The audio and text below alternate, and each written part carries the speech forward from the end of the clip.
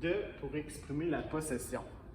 Dans la vidéo que vous êtes en train de regarder, je vais vous montrer comment on peut utiliser le mot de pour exprimer la possession. Premier exemple, le manteau de Marco est bleu.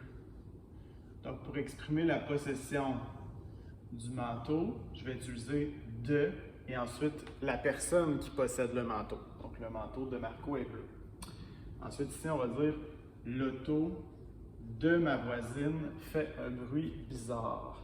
Donc, on va utiliser le mot de pour introduire la personne qui possède l'auto. Pour introduire la personne qui possède l'auto. Ici, c'est le téléphone. Et là, on a un cas particulier parce que normalement, on dirait de le professeur. Mais de le, ça ne fonctionne pas. De le, ça ne fonctionne pas en français. On va devoir dire c'est le téléphone du professeur. C'est le téléphone du professeur. Donc, quand on veut dire ou on veut écrire de le, on va remplacer par du. Et je vous l'écris ici. De plus le, ça ne fonctionne pas. On doit dire du. On doit dire du. Donc, c'est le téléphone du professeur. Et comme ça fonctionne. Le mot du introduit la personne qui possède le téléphone. Donc, c'est le téléphone du professeur. Quatrième exemple, on va ranger les jouets. La même chose ici. Normalement, on dirait de et on dirait les enfants. Mais de les, ça ne fonctionne pas. Donc, je vais devoir dire des. On va ranger les jouets des enfants. Et là, ça fonctionne. Donc, quand on veut dire ou écrire de les, on doit le remplacer par des. Et je vous l'ai écrit ici. De les, ça ne fonctionne pas. On doit utiliser des. Donc, on va ranger les jouets des enfants. Et le mot des introduit les propriétaires des jouets, ce sont les enfants.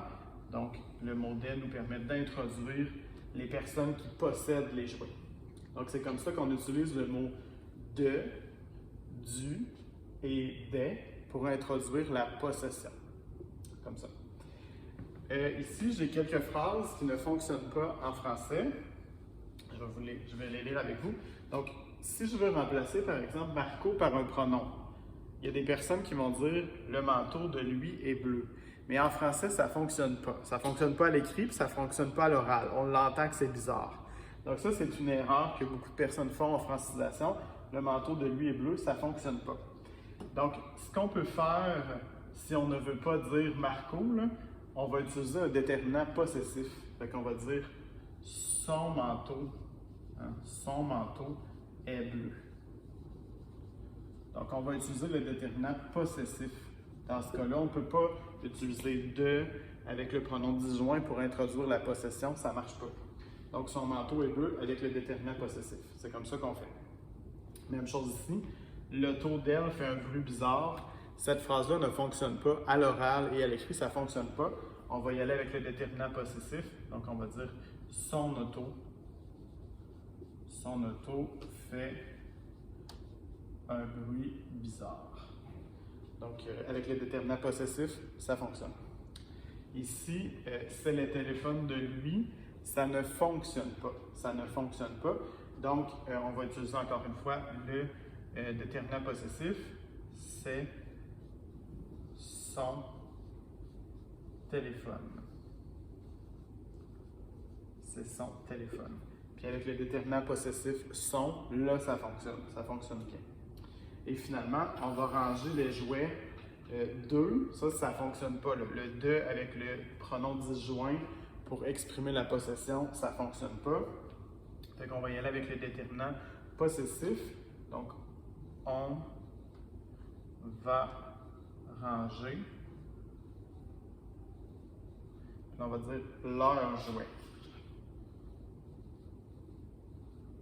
Leur jouet. Et avec le déterminant possessif, là, ça fonctionne.